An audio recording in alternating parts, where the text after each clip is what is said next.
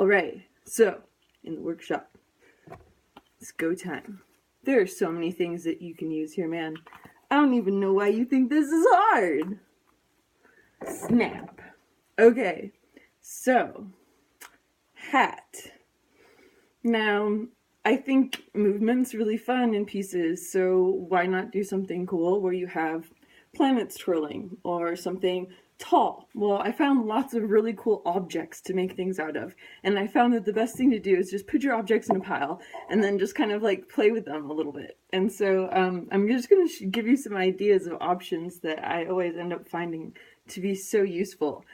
Things like, okay, so ping pong netting or any kind of netting is actually great because you can put it against anything, a canvas or a face or anything, and you can spray paint or paint through it, or create whatever kind of different pattern you want with it. You can cut stuff out of it. You can actually use it as a textile itself. Like, it's great stuff. It's just like grand. Okay, so the other thing is tennis balls, man.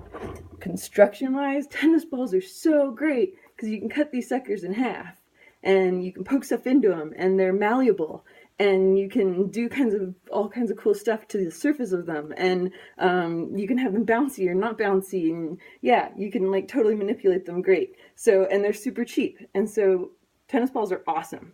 They hang well, they're great little balls, and they're really nice lightweight for the size of the ball, which is why I also recommend ping pong balls! Oh yes, I did. Of course, of course. So if you're thinking planets and you're thinking movement, these are totally things that you can lay down the spray paint on and get fun and make some little planets. But I think, of course, it would be so much cooler to go more in depth with that. But I don't know how in depth you're wanting. Okay, I don't know how like in depth you're wanting to go with it, really. So, I mean, I would probably use really cool beads and like items, probably more so than just like painting a ping pong ball. But at the same time, you don't want to get like too avant-garde, like people need to kind of get it if it's like a party costume. You know what I mean? It's like not like you're Picasso or something. You just go into a party in a really dope outfit. Yeah. Okay. So yeah, twirly things, but beads are probably better. And shiny things, of course. So one great thing is if you don't have anything or you just want to like do it really quick and really easy, the things that are so like easy to use would be like, for example, foil. Foil works great. It's all spacey, it's all sparkly, and you can bend it and shape it in any way that you kind of want to shape it, and you can hold things together with it. And yeah, and so the trick is, I found when working with foil, because it gets really tricky, is especially if you're trying to like mold it to something, work in small pieces of it. And you can fold them together or adhere them together in terms of pieces, but the smaller the piece of foil that you're working with, the more you can shape it without having creases and crinkles. It also works great to fold it. So sometimes instead of working with just a one-sheeted layer of your foil, can double it over several times, and when you're working with something thicker, it's going to actually have more stability, and you're going to be able to do something cool with it. Okay, so sponges are just like my always craft. And like then you can just get new ones, cut out the shapes that you want or don't.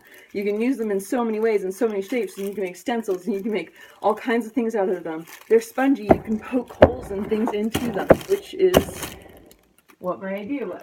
So, I mean, you can do things where you're getting really elaborate, where you're doing something that's like bigger.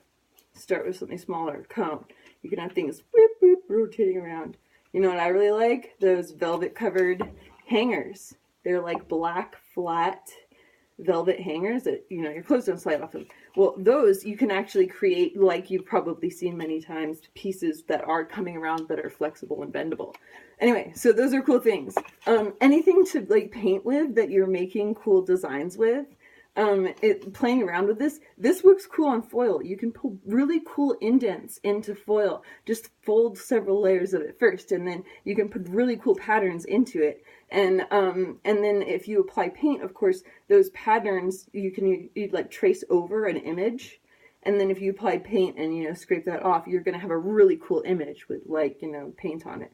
So I think of everything as a textile. If you can use everything as a textile. So Garbage bags, white or black, color them, make them different color sizes. They're so great because you can fill things with them. You can make them however big you want. They're so easy to manipulate. This is my go-to, and it's actually not, it's not duct tape. This is Gorilla Tape. You probably can't get it there. You can order it though. It comes in every single color. I'm sure that there's something very similar to it, if not the same thing there. I mean, they have Galaxy Print like tape. Like at the store in Anacortes, they have Galaxy Print tape. But anyway, so I don't know if you know how to textile with duct tape or not, but that is an excellent thing to learn how to do. It's pretty easy. If you need me to show you, I will, but I don't think you need me to. You can just look it up online.